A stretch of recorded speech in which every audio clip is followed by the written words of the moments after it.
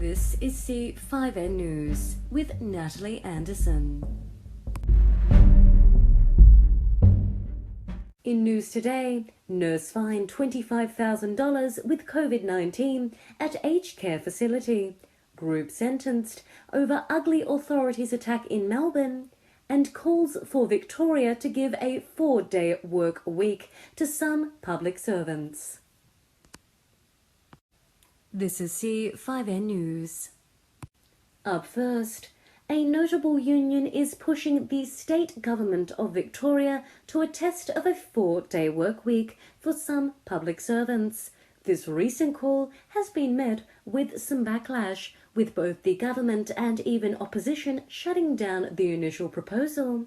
CPSU Federal Secretary Karen Batt says the program would boost productivity among workers. We are asking people to consider an alternative way of working, giving people back some time and piloting an option for a 4-day working week. Shortly after, Premier Daniel Andrews recently dismissed the idea. I don't think a 4-day week's the answer, Andrews told reporters. Batt said the government's reaction was disappointing and later said it is unsustainable because we've had a massive growth in population and the demands on the workforce have been at breaking point.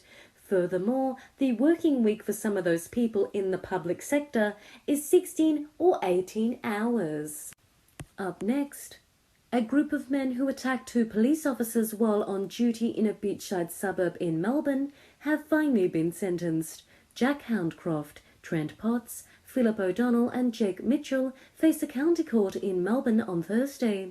This was where they were punished for their role in the street fight that occurred on Fitzroy Street in St Kilda in February of 2019. During the fray, you behaved like a pack of animals. You in particular, O'Donnell, Judge Scott Johns said. Later, Judge Scott Johns said each of you in varying degrees took an opportunity to disregard their authority and embark upon a brazen and cowardly group attack upon them. Judge Scott Johns sentenced Potts to 3 months in prison in combination with a community work order for his role. O'Donnell received a 15-month prison sentence and must serve a minimum of 8 months before he will become eligible for parole.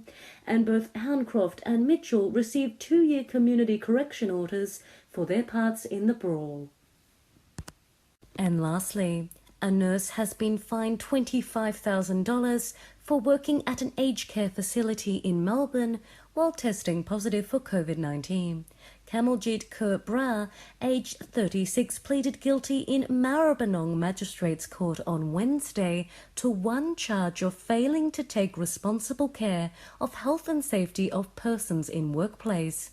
It was on July 26th and 27th of 2020 when she reported for casual work shifts at Mina Rock Aged Care Services Rosehill in Melbourne's southeast after a doctor advised her not to attend work and referred her to a COVID-19 test.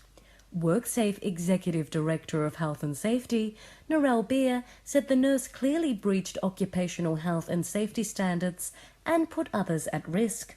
Every worker in Victoria has a duty to ensure their actions do not put the health and safety of others in their workplace at risk, Beer said. This includes cooperating with their employers' efforts to control health and safety risks by following any instructions, policies and procedures and using supplied protective equipment. That's all we have time for now.